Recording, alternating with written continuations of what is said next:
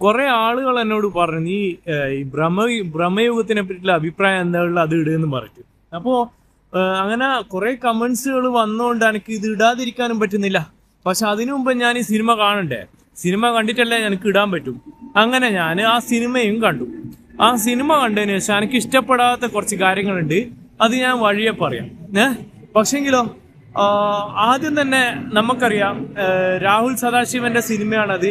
ഏകദേശം 2 മണിക്കൂർ 20 മിനിറ്റ് ഒക്കെയാണ് ആ സിനിമേന്റെ ഇതുള്ളത് കേട്ടോ.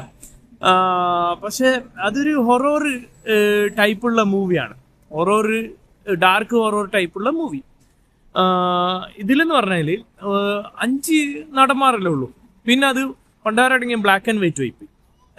ബ്ലാക്ക് ആൻഡ് വൈറ്റ് മൂവിയിൽ ഇത്ര ഒരു ഹൈപ്പിൽ കയറുമെന്ന് ആർക്കറിയാം. അങ്ങനത്തെ ഹൈപ്പിൽ കയറിപ്പോ എനിക്കെന്നെ ഇരിക്കപ്പുറത്തില്ലാണ്ട് ഞാൻ ഈ വീഡിയോ ഇട്ടത്, എന്നോട് അത്ര നിർബന്ധിച്ചിട്ട്. അപ്പോൾ ഞാനെന്താ അത് കണ്ടതെന്ന് വെച്ച് കഴിഞ്ഞാല് ഒരു 5 ആക്ടർമാരാണല്ലോ. ആദ്യം എന്ന് പറഞ്ഞാല് നമ്മളെ മണികണ്ഠനിലാണ് ആ വീഡിയോ സ്റ്റാർട്ട് ചെയ്യുന്നത്. അദ്ദേഹം അർജുൻ അശോകന്റെ സുഹൃത്താണ്.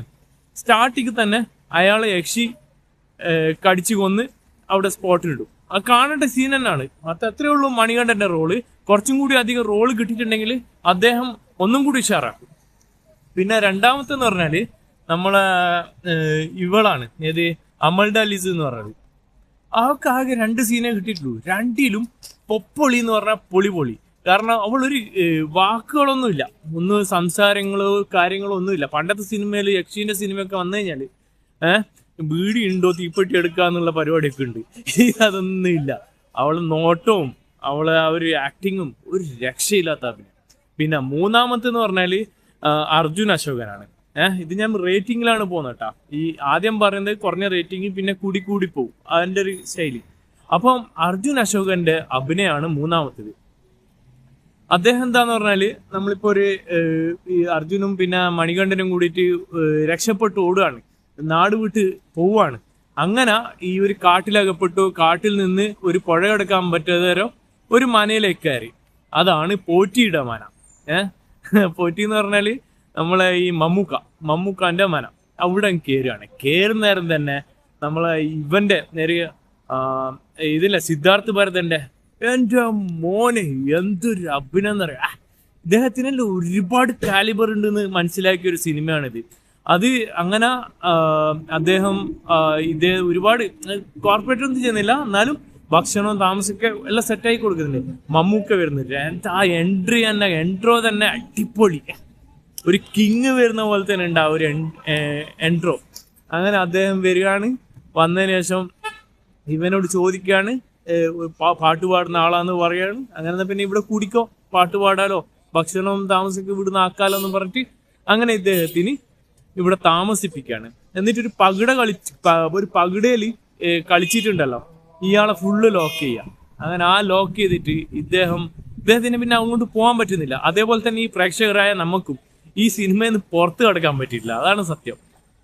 പിന്നെ ഞാൻ എന്താ പറയാ, വെപ്പക്കാരനായിട്ടാണ് ഭരതന്റെ മകനുണ്ടല്ലോ, സിദ്ധാർത്ഥ് ഭരതന്റെ അഭിനയം. എന്റെ മോനെ ഒരു രക്ഷയില്ല. പിന്നെ വരുന്ന ആരാ, നമ്മളെ king of the king, megastar മമ്മൂക്കാനെ ഞാൻ ചെറുപ്പത്തിലെ മമ്മൂക്കാന്റെ ഫാനാ. പക്ഷെങ്കിലുണ്ടല്ലോ മമ്മൂക്ക അഭിനയിച്ചതിൽ ടോപ്പ് അഭിനയം ഇതൊക്കെയാന്നൊക്കെ പറയാം. ഒരുപാട് അഭിനയങ്ങളുണ്ട്. അദ്ദേഹത്തിനെ പോലെ അഭിനയിക്കാനുള്ള ആക്ടർമാർ വളരെ കുറവാണ്, ഇല്ലാന്ന് തന്നെ പറയാം ഇന്ത്യയിൽ തന്നെ. പക്ഷെ അങ്ങനത്തെ ഒരു അഭിനയമാണ് അദ്ദേഹം അഭിനയിച്ചത്. എന്റെ മോനെ കണ്ടിരിക്കാൻ തന്നെ ഒരു ട്രീറ്റ് തന്നെ കേട്ടോ മമ്മൂക്കാന്റെ അഭിനയം.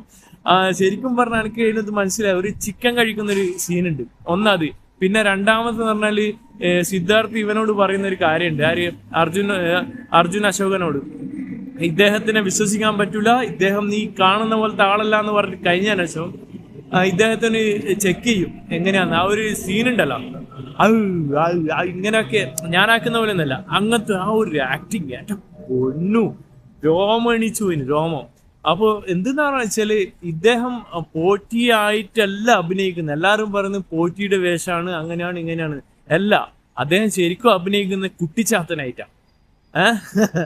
കുട്ടിച്ചാത്തനും യക്ഷിയും ഞാൻ എന്റെ പോരായ്മ എന്ന് പറയുന്ന 3 കാര്യത്തിൽ. ഒന്ന് കുട്ടിച്ചാത്തൻ, യക്ഷി, മൂന്നാമത്തെ ബ്ലാക്ക് ആൻഡ് വൈറ്റ് സിനിമ.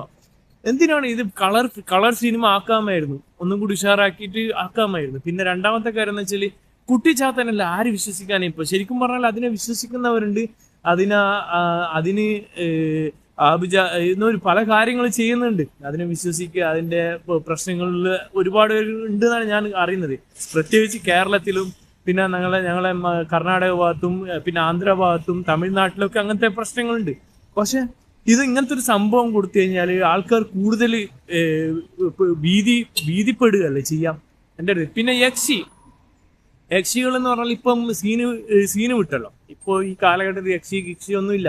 എന്നാലും യക്ഷീനെ തിരിച്ചു കൊണ്ടുവന്നിരിക്കും. എൻ്റെ പോരായ്മ ഇത്രയേ ഉള്ളൂ. കഥാപാത്രം അഭിനയിച്ചത് അടിപൊളി, സിനിമ അടിപൊളി, എല്ലാത്തിനും ഓവറോള് എനിക്കൊരു 9 മാർക്ക് ഈ സിനിമക്ക് കൊടുക്കാം. മമ്മൂക്കൊക്കെ ഒരു 10 മാർക്കും കൊടുക്കാം. അടിപൊളി മോനെ, മസ്റ്റ് വാച്ച്. ഇത് കാണേണ്ട എവിടെയാന്ന് വെച്ചാൽ തിയേറ്ററിൽ പോയിട്ട് തന്നെ കാണണം, വേറെ എവിടെയും പോകാൻ പാടില്ല. മൊബൈലിൽ നിന്ന് കാണരുത്, OTT പിന്നെ കണ്ടാൽ മതി, പ്രശ്നമില്ല. പക്ഷെ ഇപ്പം സിനിമ തിയേറ്ററിൽ തന്നെ കാണും. ഒന്നല്ല, ഒരുപാട് അവാർഡുകൾ കിട്ടാനുള്ള ഒരു സിനിമയാണിത്. കിട്ടട്ടെ, അതൊരു അഭിമാനമാകട്ടെ. ഓക്കെ, ഞാനോട് കുറെ ആൾക്കാർ പറഞ്ഞുകൊണ്ട് റിവ്യൂ ചെയ്തു. ഇനി എന്തെങ്കിലും ഉണ്ടെങ്കിൽ പറഞ്ഞോളൂ. നല്ല നല്ല റിവ്യൂസുകൾ ഞാൻ ഇടാം, ജെന്യൂൻ ആയിട്ട്. Okay, by.